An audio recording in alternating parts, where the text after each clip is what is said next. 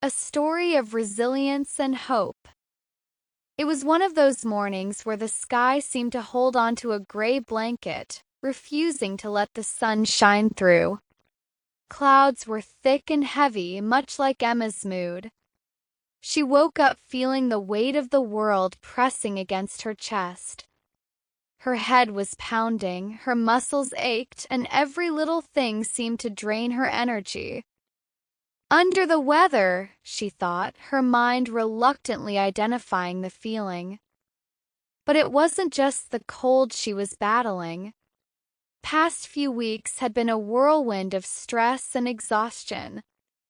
Deadlines at work had piled up, personal relationships had become strained, and she had barely taken a moment to breathe. Emma wasn't the kind of person to admit when she was struggling. She had always prided herself on being strong, capable, and self-sufficient.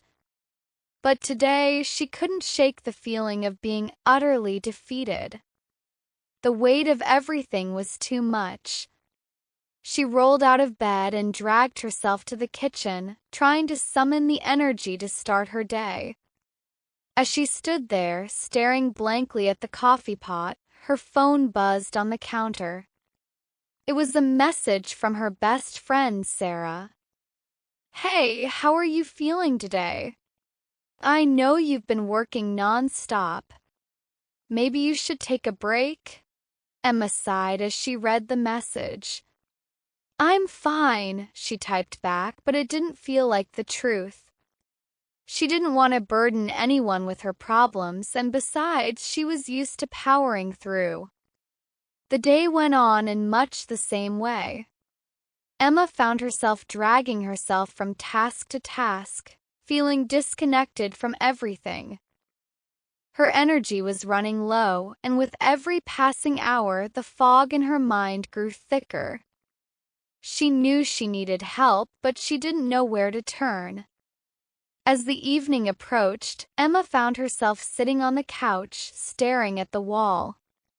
Her phone buzzed again, this time with a message from her manager at work. "Emma, I know things have been tough, but we need your full attention on this project. Can you give it 100% tomorrow? We're counting on you." For a moment, Emma felt like the weight of the world was crashing down on her all over again. She had always given her best at work, but lately it felt like no matter how hard she tried, it was never enough. She couldn't see the light at the end of the tunnel. It was so easy to feel trapped, to feel like nothing would ever change. But then something unexpected happened. As she sat there, her phone buzzed once more. This time it was a simple message from her mom. "Love you. Don't forget to take care of yourself." Those few words were like a lifeline thrown into the storm of her thoughts. For the first time that day, Emma felt a spark of warmth inside her. It was a reminder that no matter how difficult things got, she wasn't alone. She didn't have to face everything on her own.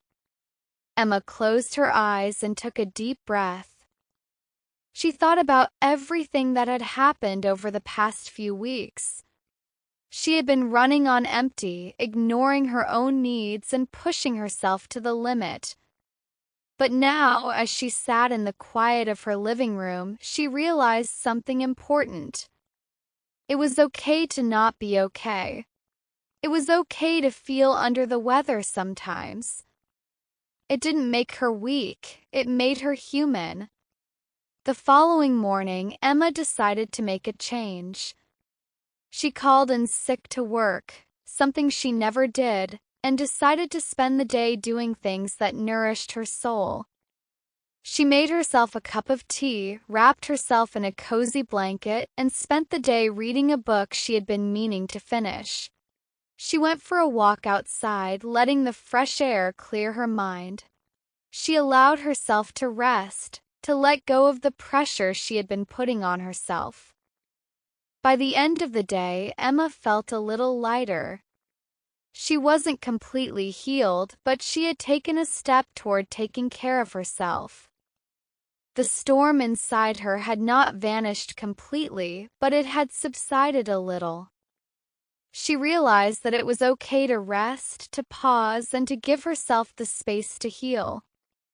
Life would always have its challenges, but she didn't have to face them all at once.